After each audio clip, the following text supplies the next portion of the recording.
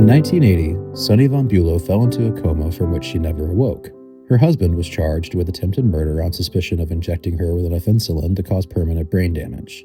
Throughout the very public trial, Sonny's children, Alexander von Auersperg and Alla Asham, were profoundly impacted, not only by their own grief, but the barriers faced by victims in the criminal justice process. They were determined that no other victim should have similar experiences seeking justice.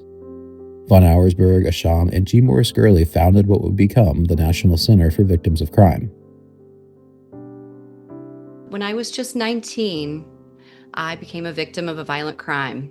There were 4 offenders. They followed me home and kidnapped me from my driveway. It was a complete stranger situation. There were a lot of layers to my particular case, and the concept of advocacy really was just launching. I was introduced to the Victim Center at that time, and we just began kind of with my state working on some legislation, being able to use our voices to kind of share the personal side to victimization and kind of what was happening in the linkage with the criminal justice system. What we're fighting for is to see if we can find joy back in our life. And some of us probably never will find it. My father didn't ask to die. Since then, I have just been a voice for survivors like myself and others across the country, making sure that nobody's being left behind. We shared our stories with NCVC to create a resource guide for communities to use when certain events happen. Working with NCVC to create that type of guide to give people a roadmap on what's next is very crucial in those moments.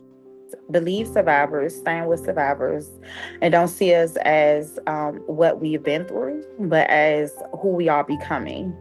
Survivors are not broken. We are building something stronger from the pieces. Organizations like NCVC have fought for rights, protection, and resources. The victim services field has changed in leaps and bounds. We have seen 32,000 laws passed across the country. NCVC has been a huge part of providing leadership in that. NCVC has always supported survivors. I am daily amazed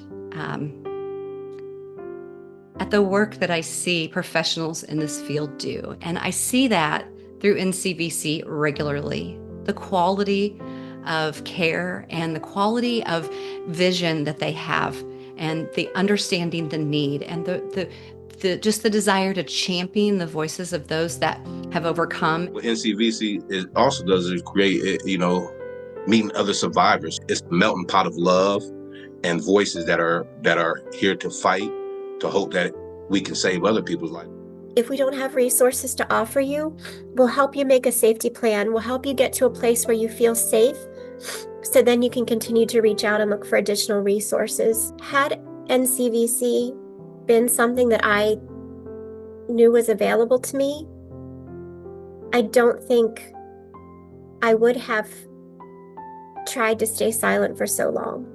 I wouldn't have lived out of fear and shame, because it's just that one quiet, anonymous voice on the other end of the line that is safe. Yes, I miss my father, but we are the ones that are still here that need these resources. We miss our loved ones, but we are the ones that are still here that need that to continue to move forward, because our life changed that moment. For the ones that are not understanding or trying to weaken the funds or take it away, I pray that you don't have to call upon us, because you'll see the real value.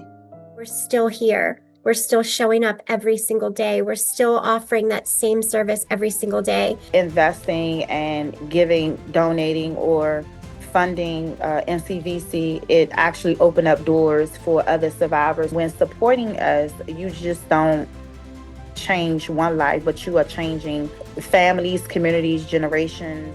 I would encourage everybody to support my beloved National Center for Victims of Crime. It is the group that has had, I believe, the most powerful impact on the field, and that means on direct services to crime victims and survivors. Y'all are up here, but the impact you have goes all the way down to communities.